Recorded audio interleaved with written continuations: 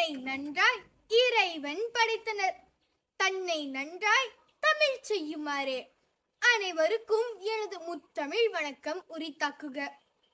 அடியன் தேர்ந்தெடுத்த தலைப்பானது நூல்கள் வாசிப்பதன் பயனாகும். ஓதாமல் ஒரு நாளும் இருக்க வேண்டாம் எனும் மூதுமொழி கேட்ப மானிடர் வயது வரமின்றி மேற்கொள்வது வாசிப்பு பழக்கமாகும். மடானி அரசாங்கத்தின் கீழ் நூல்களை வாசிக்கும் திட்டம் அதிகமாக ஊக்குவிக்கின்றனர் என்றால் அது மறுக்க இயலா.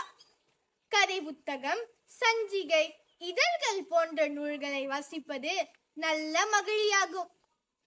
அவையோர்களே, அடியனின் முதல் கருத்தானது நூல்களும் மொழிவளமும்.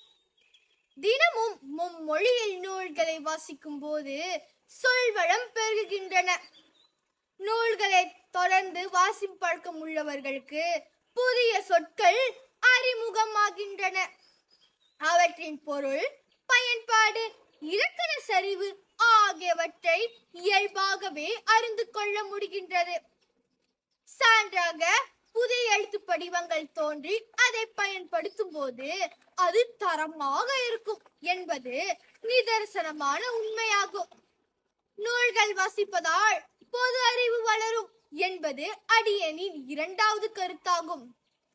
பல்வேறு வகையில் நூல்களை வாசிக்கும் போது உலகில் நடைபெறும் நிகழ்வுகள், வரலாற்று செய்திகள், அறிவியல் கண்டுபிடிப்புகள், சிறந்த மனிதனின் வாழ்க்கை வரலாறு ஆகியவற்றை இயல்பாகவே அறிந்து கொள்ள முடிகின்றது.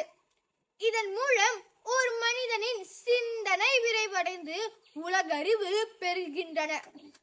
சான்றாக மாணவர்களுக்கு தேர்விலும் மட்டுமல்லாமல் பேச்சு போட்டி, கட்டுரை போட்டி, வினாடி வினா போன்ற நிகழ்வுகளிலும் பெரும் உதவியாக உள்ளது. அன்புக்கினியவர்களே, இறுதியாக மனிதனின் சிந்தனைக்கு தீனி போடும் வகையில் வாசிப்பு பழக்கம் உள்ளது. வாசித்து பார், வானம் வசப்படும் என்று கூறி உங்களிடமிருந்து விடை பெறுகிறேன். நன்றி, வணக்கம்.